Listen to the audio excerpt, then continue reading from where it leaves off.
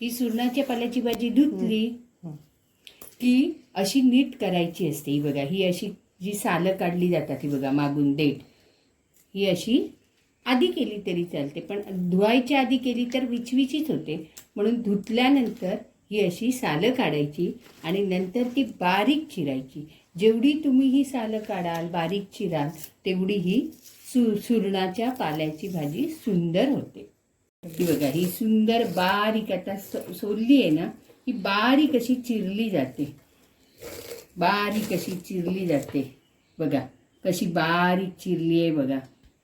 रानभाजी मी जे दाखवते ही पावसाळ्यातली रानभाजी सुरणाची, ही चिरलेली आहे. ही बघा, ह्याच्यासाठी लागणारं साहित्य: 2 मध्यम आकाराचे कांदे, 1-2 सोलं हे कोकम, 3-4 लसूण पाकळ्या, भिजवलेली चणा डाळ, अगदी तुम्हाला हवी तेवढी घ्या, कमी प्रमाणात, 3-4 मिरच्या, हे खोबरं, गूळ चवीनुसार आणि चवीनुसार मीठ. हे ह्या सुरणाच्या पालेभाजीसाठी लागणारं साहित्य. सुरणाच्या आता भाजी ही मी फोडणीला टाकते.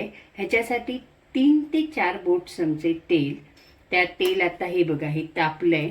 आता हे लसूण टाकले. लसूण जास्तही हे व्हायला द्यायची नाही.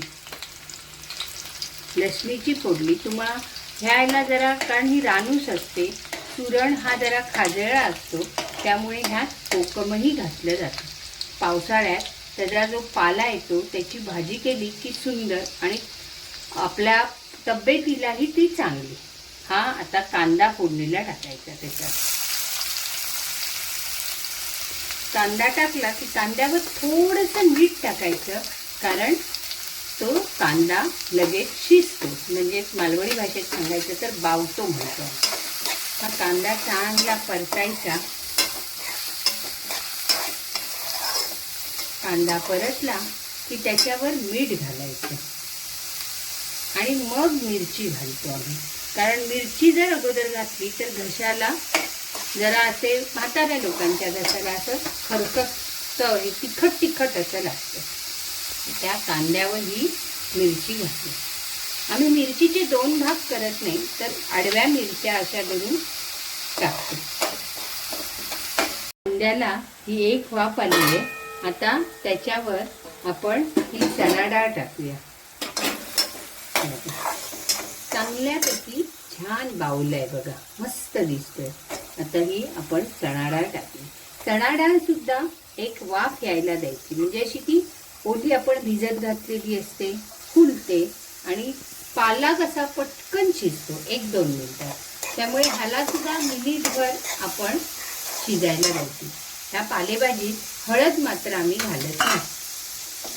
आपण झाकण घालून ठेवलंय. आता ह्या डाळीला बघा कसं फुलल्यासारखी झाली, म्हणजे ती आपोआप त्या वाफेतच शिजते, कांद्यात शिजते. आणि आता ही भाजी टाकली गेली. पालेभाजी काय चिरली आहे बारीक. आहा, मस्त भाजी. जेवढी तुम्ही चांगली चिराल तेवढी ती भाजी अतिशय सुंदर होती. ही आता मिनिटभर झाकून ठेवायची आणि नंतर मीठ गूळ हे घालायचं. आता ना त्याच्यात चवीपुरती चवीला थोडं कोकम टाकते आणि परत मग एक वाफ आणते, ढवळते आणि झाकण ठेवते. सुरणाची भाजी आता शिजलेली आहे. आता त्याच्यात गूळ घातलं जाईल. हे बघा, सुपारी एवढा गूळ, तुम्ही चवीनुसार घाला. गूळ घातलं कारण ती थोडीशी आळूक असते ना, सुरण असतो रानभाजीची. आणि आता हे खोबरं घातलं जाईल. बस झाली तयार भाजी. तुम्हाला ही रेसिपी कशी वाटते माझ्या चॅनेलला जाऊन कॉमेंट्स करा, लाईक करा आणि शेअर करा लक्ष्मी किचनला. धन्यवाद.